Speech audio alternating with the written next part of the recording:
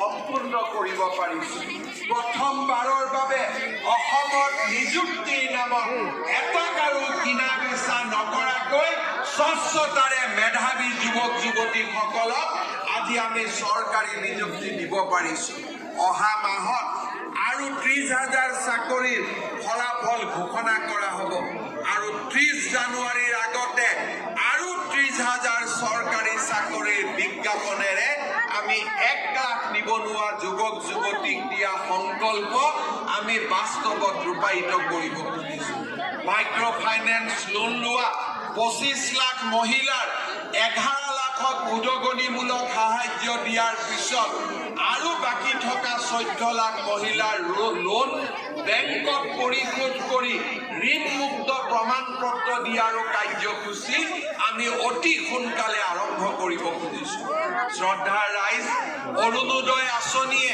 অসমৰ দৰিদ্ৰ জনগণৰ জীৱনলৈ এক আশাৰ বন্তি কঢ়িয়াই আনিছে নিৰ্বাচনৰ আগতে আমি 830 টকাৰে যি অৰুণোদয় আঁচনি আৰম্ভ কৰিছিলোঁ তাক প্ৰথমে 1000 আৰু 1250 টকালৈকে বৰ্তমান আমি লৈ যাব পাৰিছোঁ অনাগত দিনসমূহত অৰুণোদয় আঁচনি আৰু অধিক শক্তিশালী প্ৰতি মাহত যাতে আৰু বেছি টকা অসমৰ আই মাতৃসকলে পাব পাৰে তাৰ বাবে আমি প্ৰচেষ্টা হাতত লৈছোঁ অহা 12 ডিচেম্বৰৰ দিনটোত আমি অৰুণোদয় দ্বিতীয় পৰ্যায়ৰ হিতাধিকাৰীক অন্তৰ্ভুক্তকৰণৰ ব্যৱস্থা হাতত লৈছোঁ গোলাঘাট জিলাৰ বোকাখাট দেৰগাঁও সৰুপথাৰ খুমটাই আৰু গোলাঘাট সমষ্টিত অৰুণোদয় আঁচনিৰ আৰু 6,000কৈ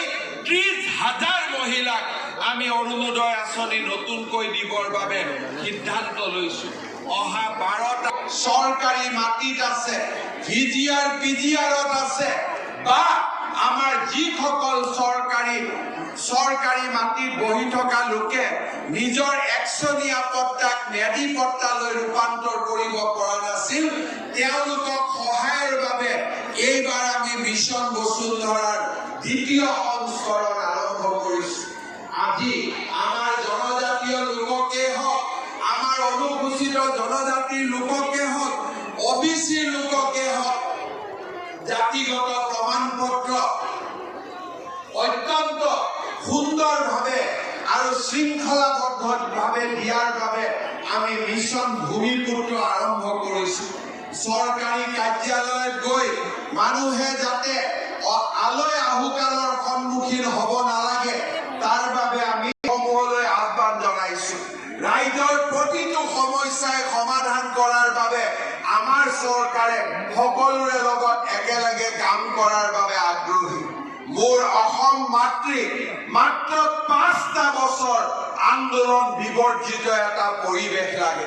বন্ধ ধৰ্ণা, ধৰ্মঘট, পিকেটিং বন্ধ কৰি এক বৌদ্ধিক আন্দোলন অসমত হ'ব লাগে, এক সাংস্কৃতিক আন্দোলন হ'ব লাগে।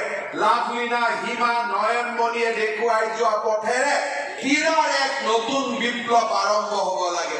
অসমত যদি দল সংগঠনসমূহে অহা 5টা বছৰ বন্ধ ধৰ্ণা পিকেটিং নিদিয়ে, অসমত যদি বিদ্যালয়ৰ শিক্ষাৰ্থীসকল আৰু সাংস্কৃতি আৰু ক্ৰীড়াৰ যুগেৰে আমি যদি সকলোৱে নতুন যুগৰ সন্ধান কৰিবলৈ আগবাঢ়ি যাওঁ, মোৰ এই অসমখন সোণৰ অসম হওক বা নহওক, ভাৰতৰ ভিতৰতে এখন শ্ৰেষ্ঠতম ৰাজ্যত পৰিণত হ'ব, তাত মোৰ কোনো সন্দেহ নাই।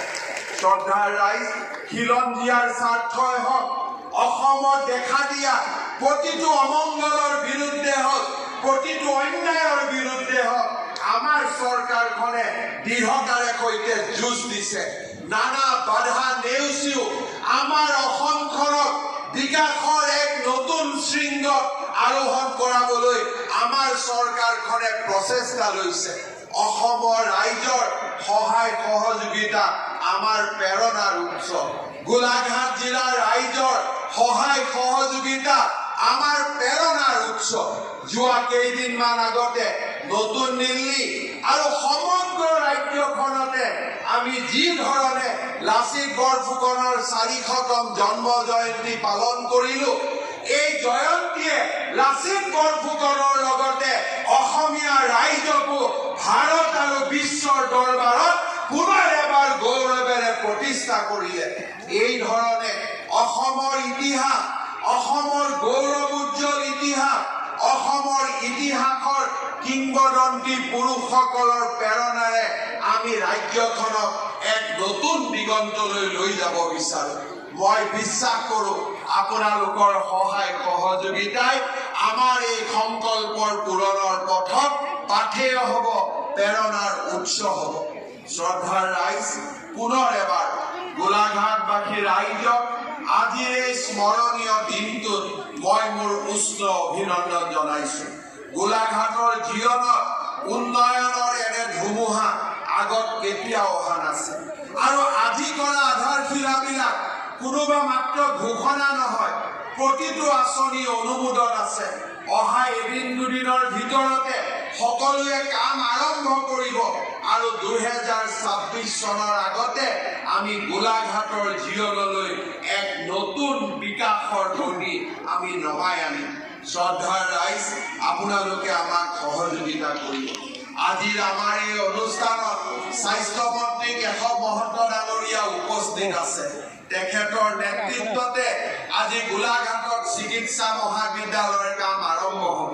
কলিয়াবৰ লোকসভাত তেখেতে প্ৰতিনিধিত্ব কৰিছিল, আৰু আজি তেখেতৰ নেতৃত্বতে গোলাঘাটত চিকিৎসা মহাবিদ্যালয় হ'ব।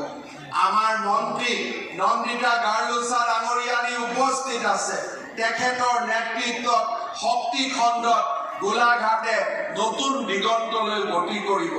মন্ত্ৰী অজন্তা নেওগ, মন্ত্ৰী অতুল বৰা ডাঙৰীয়াৰ প্ৰচেষ্টা আজি গোলাঘাটৰ জীৱনলৈ উন্নয়নৰ গংগা বৈ আহিছে। আমাৰ সন্মানীয় বিধায়ক মৃণাল শইকীয়া, ভৱেন ভৰালী, বিশ্বজিৎ ফুকনৰ তৎপৰতাত আজি গোলাঘাটে উন্নয়নৰ এক নতুন জীৱন পাইছে। মই মোৰ আটাইকেইগৰাকী সতীৰ্থক তেওঁলোকৰ অনবদ্য